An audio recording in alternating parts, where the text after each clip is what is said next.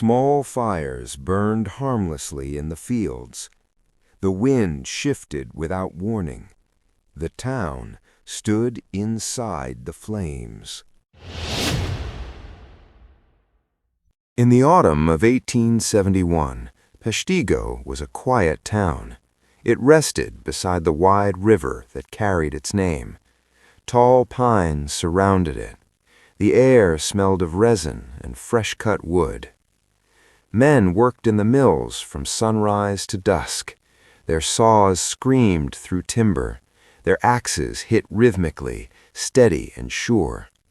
Women tended gardens and hung laundry in the cool wind. Children ran barefoot along dirt paths, chasing laughter through the dust. On Sundays, the church bells called across the valley. Families walked together. The sky was clear. The river shone like glass. Life in Peshtigo seemed calm, safe, permanent. But in every piece of wood and every spark of fire, danger waited. The town's strength was also its weakness. Every building, every fence, every bridge was made of pine. Even the sidewalks were wood. Fires were common, but never feared. They were part of life, part of work, part of progress. That summer had been cruel. The rain stopped early. Weeks turned into months of dry wind and heat. The ground cracked. Grass turned brown. Leaves fell before their time. The forests whispered with hidden embers that refused to die. Farmers burned brush to clear land. The flames crawled across fields and vanished into smoke. At least that was what people thought. But deep in the soil, fire still lived, glowing beneath the roots. In the evenings, a faint haze covered the horizon. At first, people ignored it. Then they began to talk. Ash fell like gray snow. The air felt heavier. Breathing grew harder. At the sawmill, the workers paused to watch the sky. It looked wrong. The sun glowed red, even at noon. Still, they went back to work. There were contracts to fill, timber to cut, trains to load. That night, the wind changed. It came from the southwest, hot and wild. The forests groaned. The air smelled of smoke and fear. Thomas Reed, a mill worker, stood on his porch. He watched sparks drift over the river like fireflies. His wife, Mary, joined him. She asked if it was safe. Thomas smiled. He said it was just brush burning somewhere far away. He believed it. He wanted to believe it. Across town, Reverend Peter Pernin wrote by candlelight. He prepared his sermon for Sunday morning. He wrote about faith, about the strength of the human spirit. Then he paused. He smelled smoke. He opened the window and looked out. The wind carried glowing dust across the dark sky. It looked like stars, but it was ash. Morning came calm and clear. Sunday, October 8th, 1871. The sun rose pale gold over the trees. Children laughed on their way to church. The river moved slowly, peaceful and silver. No one could imagine what waited beyond those woods. But deep in the forest, small fires crept among the dry leaves. They spread under the wind's touch. They joined, unseen. By afternoon, the smell of burning was stronger. Birds flew low, their wings cutting through the haze. Dogs barked and would not stop. The people of Peshtigo carried on. They ate supper. They prayed. They trusted the river to keep them safe. At sunset, the world glowed red. The light did not fade. The sky seemed alive, flickering like a great lantern. The air grew hotter. The wind stopped for one long breath. Then, somewhere beyond the trees, a roar began, a sound like thunder, but steady, endless. The fire was awake. It had waited long enough. In the forests beyond town, the loggers noticed strange fires. They called them creepers, slow, crawling flames that moved under the soil, feeding on roots, unseen by day, glowing by night. They could not be put out. Children began to have nightmares. They spoke of the woods glowing in the dark. Mothers told them it was only their imagination, but deep down, even the mothers were afraid. The newspapers from Milwaukee wrote warnings. They said, "Be cautious, the drought is severe." But no one imagined the scale of what was coming. No one had seen a firestorm before. October came. Still no rain. The air was thick with the taste of ash. Even the birds had gone quiet. Flocks that once circled the fields vanished into the sky and did not return. On the 7th day of the month, the sky turned yellow. People said it looked like the end of summer, but the old men shook their heads. They had seen this color before. Long ago, in other fires, in other towns. It meant something worse. The next morning, the wind rose again. It came from the southwest. It carried the scent of burning pine. No one could see the flames yet, but they were coming. At noon, a wagon arrived from the woods. The driver shouted that the forest was alive with fire, that the flames were not staying put. They were moving, jumping from tree to tree. People stared at him, confused, afraid to believe. By dusk, smoke covered the sun. The world turned orange. The wind roared harder. Doors slammed on their hinges. The air grew hotter, dry as breath from a furnace. Children cried without knowing why. Dogs barked and hid under wagons. A baby coughed until its mother carried it down to the river. She dipped a cloth in the water and pressed it to the child's mouth. The water tasted of ash. Night approached. The people of Peshtigo closed their windows, bolted their doors, and tried to sleep. They did not know that far beyond the forest line, the fire had already begun to run. That night, the wind changed. It came from the southwest, hot and wild. The forests groaned. The air smelled of smoke and fear. Thomas Reed, a mill worker, stood on his porch. He watched sparks drift over the river like fireflies. His wife, Mary, joined him. She asked if it was safe. Thomas smiled. He said it was just brush burning somewhere far away. He believed it. He wanted to believe it. Across town, Reverend Peter Pernin wrote by candlelight. He prepared his sermon for Sunday morning. He wrote about faith, about the strength of the human spirit. Then he paused. He smelled smoke. He opened the window and looked out. The wind carried glowing dust across the dark sky. It looked like stars, but it was ash. Morning came calm and clear. Sunday, October 8th, 1871. The sun rose pale gold over the trees. Children laughed on their way to church. The river moved slowly, peaceful and silver. No one could imagine what waited beyond those woods. But deep in the forest, small fires crept among the dry leaves. They spread under the wind's touch. They joined, unseen. By afternoon, the smell of burning was stronger. Birds flew low, their wings cutting through the haze. Dogs barked and would not stop. The people of Peshtigo carried on. They ate supper. They prayed. They trusted the river to keep them safe. At sunset, the world glowed red. The light did not fade. The sky seemed alive, flickering like a great lantern. The air grew hotter. The wind stopped for one long breath. Then, somewhere beyond the trees, a roar began, a sound like thunder, but steady, endless. The fire was awake. It had waited long enough. Sunday, October 8th. Evening fell quiet over the town. The river moved slow and silver in the fading light. Children were home. Supper fires burned low. The smell of smoke hung heavier than ever.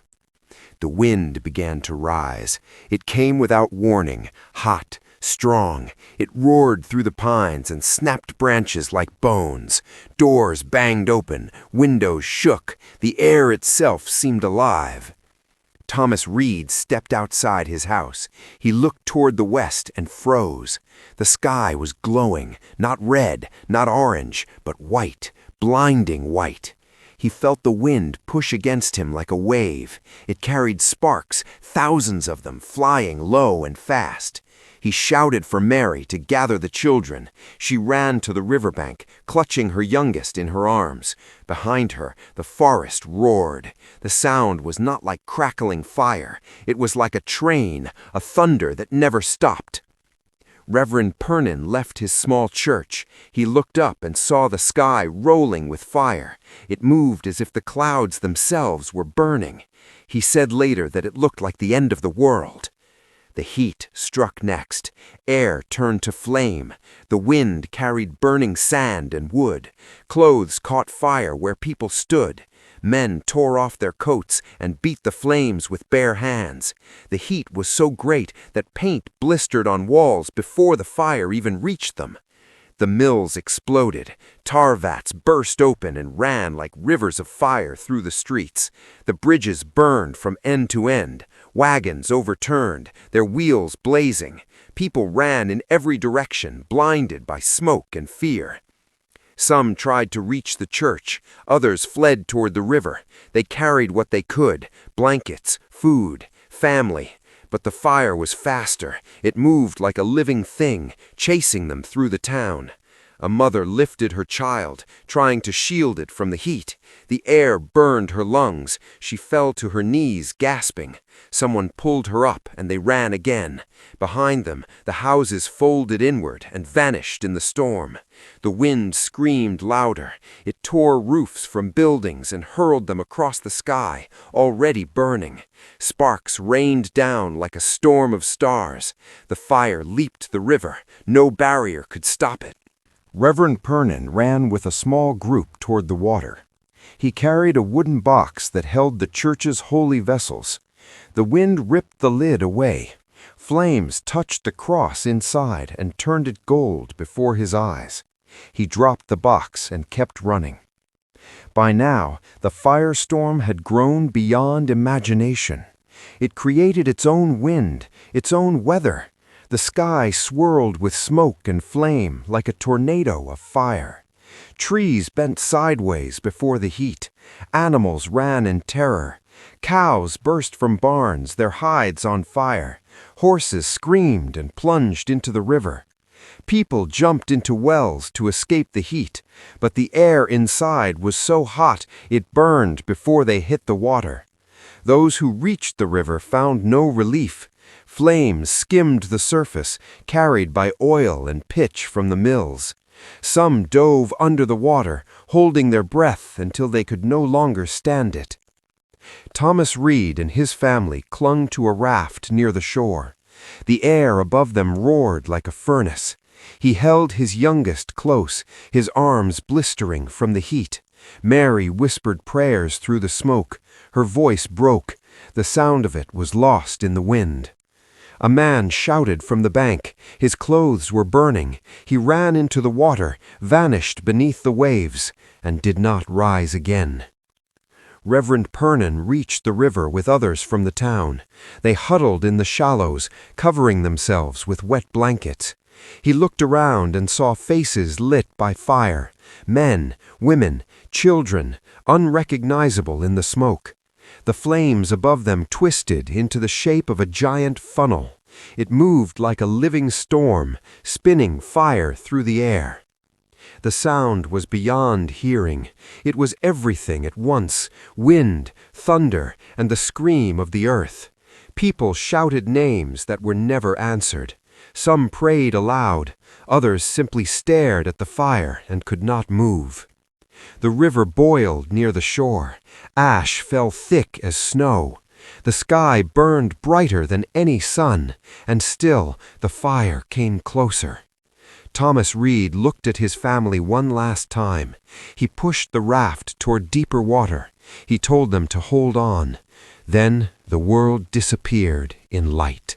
The air was fire. Every breath burned. The people of Peshtigo ran. They carried what they could. Some held children. Some clutched the hands of strangers. The streets were rivers of flame. The ground itself burned. Wooden sidewalks collapsed underfoot. Sparks fell like rain. The roar behind them never stopped. Thomas Reed shouted to his wife. They were almost at the river. Mary stumbled, her hair smoking from the heat. He pulled her forward. The children cried out for water. There was no water, only fire in the air. Ahead, the river glowed with reflection. It looked safe. It looked like salvation. But even the water was alive with flame. Oil from the mills floated on the surface, burning bright. The river itself was on fire. Still, people jumped. Men, women, children, dozens at once. Some vanished under the waves. Others surfaced, gasping, their faces black with soot. The heat above them was unbearable. The air boiled. People covered their heads with wet blankets, but the blankets caught fire too. Mothers held babies under the water for moments, then lifted them to breathe. Some never came back up. Reverend Pernin waded into the current. He carried nothing now. The holy vessels were gone. He reached the center of the river and looked back. The town was gone. Only walls of flame stood where homes had been. He called out to anyone who could hear. Voices answered from the dark. A woman screamed a name. A man shouted for his son. The wind tore the words away. Logs drifted down the river, blazing like torches. People clung to them, desperate to stay afloat. The water hissed with falling ash. A cow, wild with terror, charged into the current. Its body struck a man and dragged him under. The sound of the fire filled everything. It roared like the sea. It howled like a living thing. The wind whipped through the valley, feeding the flames with every breath. The sky turned red, then white. The trees bent and snapped. The town vanished beneath waves of light. Thomas held his family close. He told them not to look back. They clung to a piece of timber, the heat burning their faces even as water covered their shoulders. Mary whispered that the river would save them. Thomas nodded, though he did not believe it. He looked at the sky. It was not a sky anymore. It was a storm made of fire. For hours they stayed in the water. The current carried them past burning buildings, past bridges that glowed like coals. Each breath was smoke. Each moment felt like the last. Reverend Pernin drifted near the shore. He saw people collapse where they stood. Some tried to crawl back onto land, but the sand itself was burning. He prayed silently, not for life, not for miracles, only for the fire to stop. At last, the wind began to change. It slowed. The roaring faded. The sky dimmed to orange, then black. Ash fell like snow, soft and endless. Those who were still alive stayed in the water, too weak to move, too afraid to leave. All night the fire raged on the banks, and when morning came, they rose from the river like ghosts. The town of Peshtigo was gone. Nothing remained but smoke and silence. The fire began to fade. Not suddenly, but slowly, like a giant running out of breath. The wind dropped first. Its roar became a whisper. Then the flames began to fall back. The light dimmed from white to red, from red to orange, and finally to darkness. The sky turned black. Smoke hung over the valley, heavy and endless. Ash drifted through the air like snow. The river steamed. It hissed where embers touched its surface. People rose from the water one by one. They looked around and saw nothing. No houses, no streets, no town, just a landscape of glowing ruin. The air smelled of pitch and death. The ground was soft with ash. Every step sank into it like walking through dust. Charred trees stood like skeletons in the pale morning light. Thomas Reed held his wife's hand. Their children clung to her dress, silent. They could not cry anymore. Their eyes were swollen from smoke, their voices gone. The sun rose weak and orange. Its light revealed what was left of Peshtigo. Bodies lay along the riverbank, some still in the water, caught in branches, others in the mud, hands clasped as if in prayer. Reverend Pernin walked among them. He carried a wet blanket over his shoulders. His shoes were gone. He stopped often, not to rest, but to cover the dead.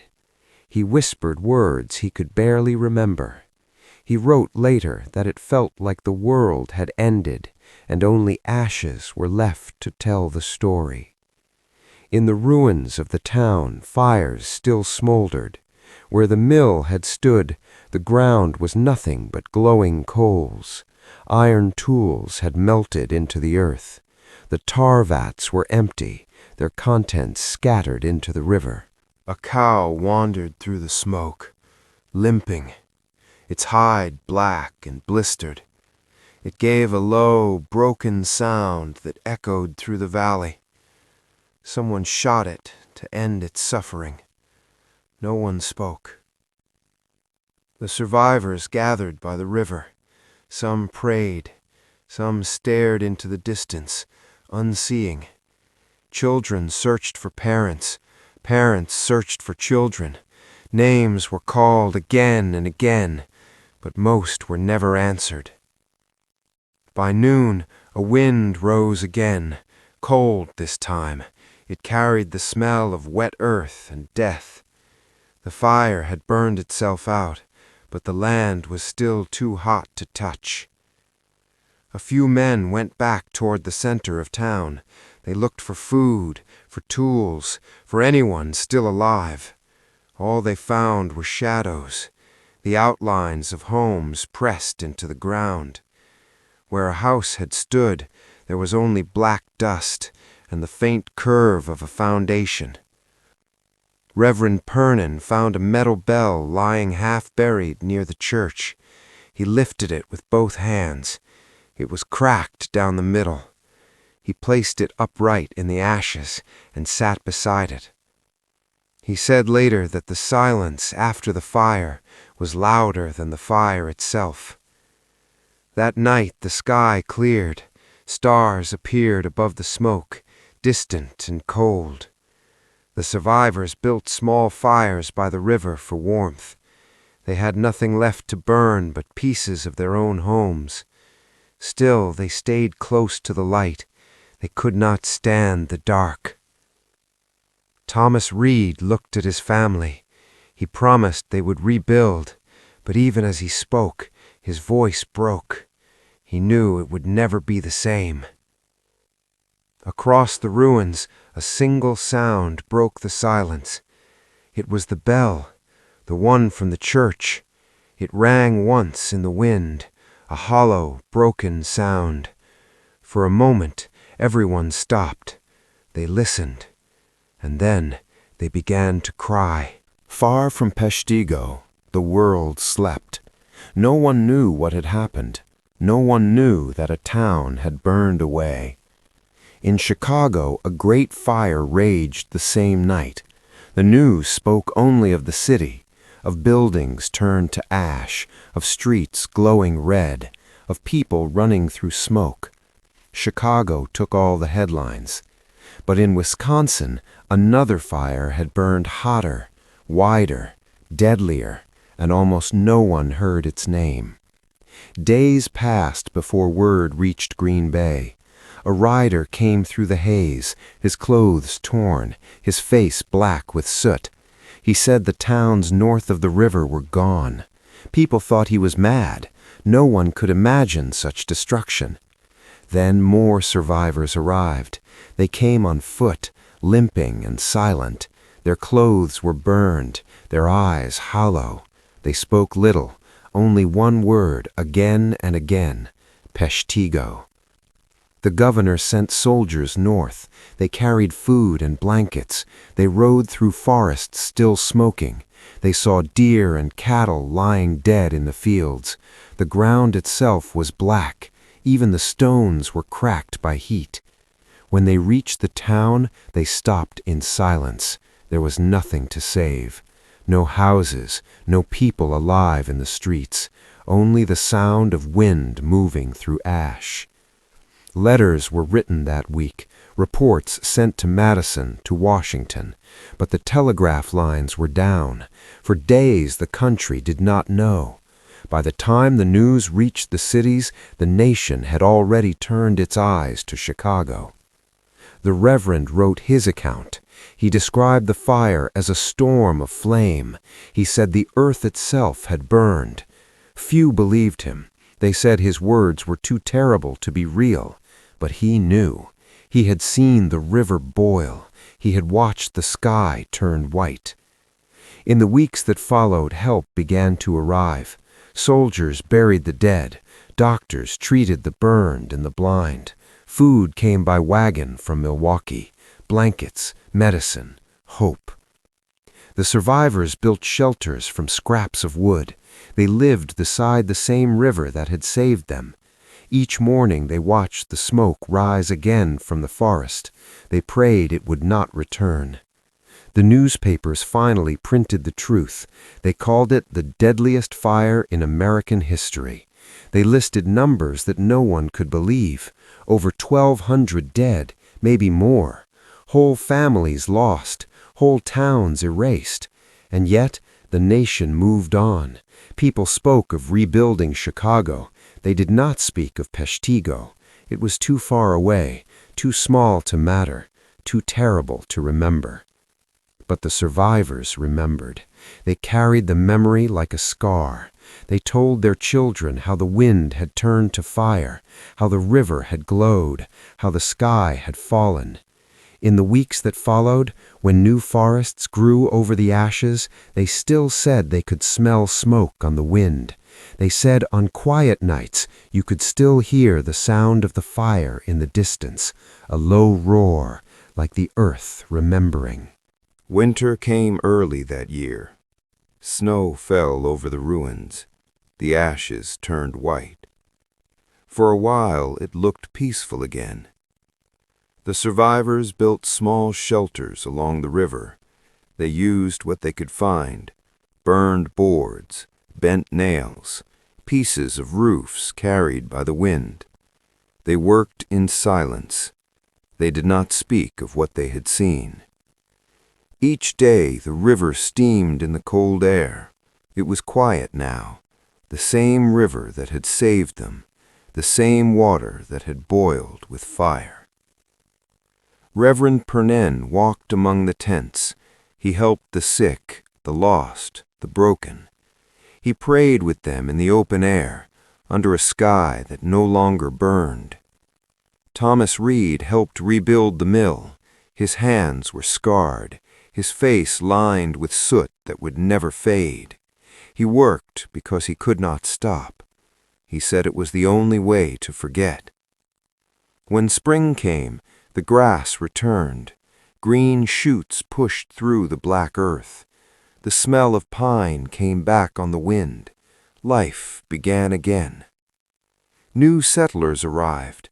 They had heard of the fire, but not of the people who survived it.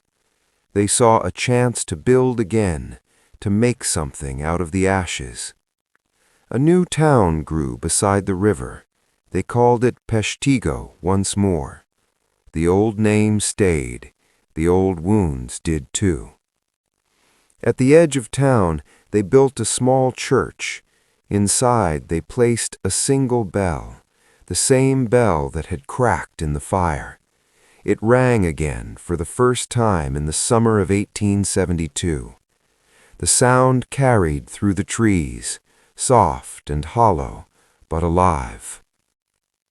Children were born there. They played in the fields where the ashes had been. They never saw the fire, but they grew up with its story. Every family told it differently, but the ending was always the same. The river saved them. The fire changed them. Years passed. The forests grew tall again. The sawmills returned. But no one forgot, not completely. Reverend Pernin wrote a book about that night. He said the fire was not punishment and not fate.